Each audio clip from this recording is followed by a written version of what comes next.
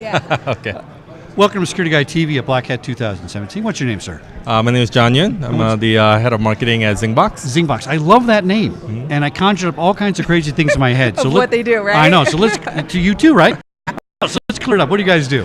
So we're an IoT security vendor. So we provide security for IoT devices like connected medical devices, HVAC systems, and like surveillance cameras. What about the PLCs and monitors and RTUs? Do you apply security to those devices as well? We focus primarily on the IoT devices, but what we're seeing now is that because of these security threats are broadening to other areas, there's a lot of requests coming in for security overall across different networks. Now, it caught my attention with this hospital device thing, right? The last guy said, oh, well, most hospitals, not most, but a lot, use Windows XP. Yep. Wasn't even designed to be on the internet, right? It's like, what are we doing? And then I'm worried about whether my heart monitor has the latest software. Or insulin pump, for that matter. I know, exactly, right? And they don't keep that up to date. And I got really worried. So I need you to make me feel better about this subject. So I wish I could. Well, but you guys are trying to solve that. Yeah. So tell us what you do to solve those kind of problems. The interesting is, when the recent WannaCry ransomware hit, we looked at the devices that are out there, and surprisingly, about 11% of all medical devices ran Windows XP. So that just tells you how big the issues are.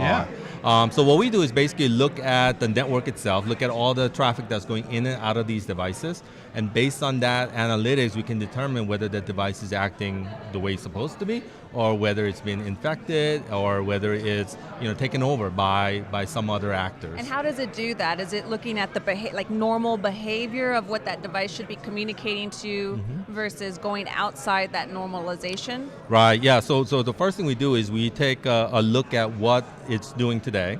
And in some ways, we can actually learn what the normal behaviors are. And so that, later on, when it's behaving outside of that baseline, we can kind of determine, whether it's been hacked or compromised and so on. So I'm going to stick with this medical thing a little bit because I go to doctors a lot with my broken leg, okay? Remember Mission Impossible, a couple shows back?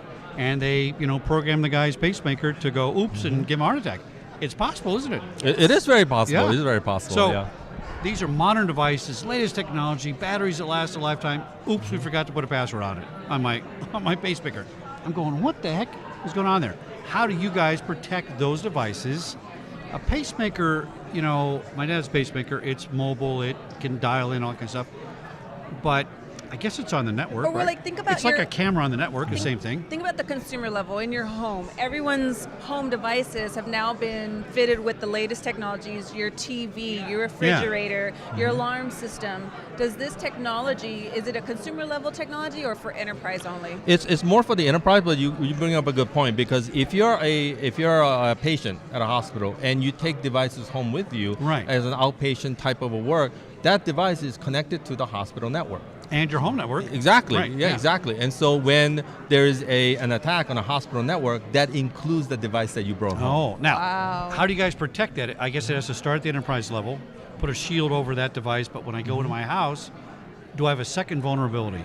Because now, my crazy AT&T connection that gets crazy people all the time, I guess the device could be secondarily vulnerable. Yep, that's right. Okay. Because now you're not looking at just the device itself, you're looking at an untrusted network that the device is on, right? Oh boy. And so we have to now look at the network of the hospital itself, as well as kind of the secondary network that you're now connected to. Now, does Zingbox help, protect that through some kind of VPN connection? Do you want those devices to use a dial-in part of the network, not your home network? Is or how it does an that work? app? Is it?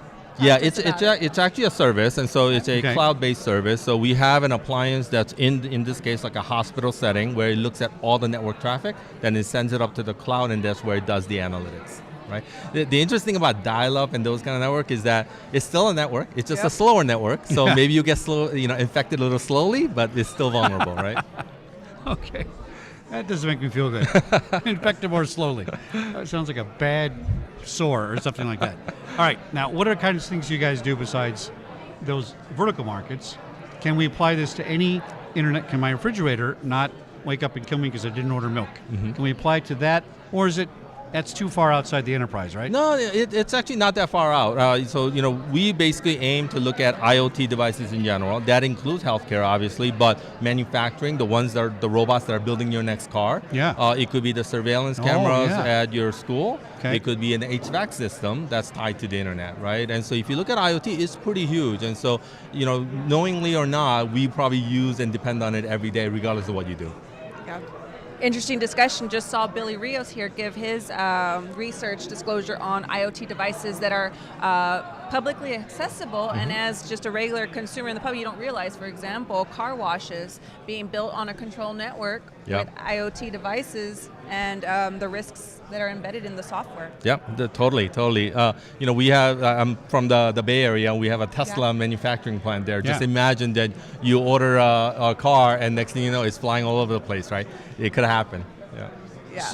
I don't feel good. I don't like to not feel good. IoT is an emerging market. I know, it's too big a there's thing. There's a lot of technologies that are just increasingly flooding the market, and their security is still not baked in. It's an afterthought. So now, here's what I think about the Internet of Things with manufacturers, right? I mean, I get it if you got XP and you didn't upgrade things, you got networked and software, but a modern manufacturer manufacturing a modern device. I'm not talking about my Motorola flip phone, which is probably safer, by the way, right? In one way.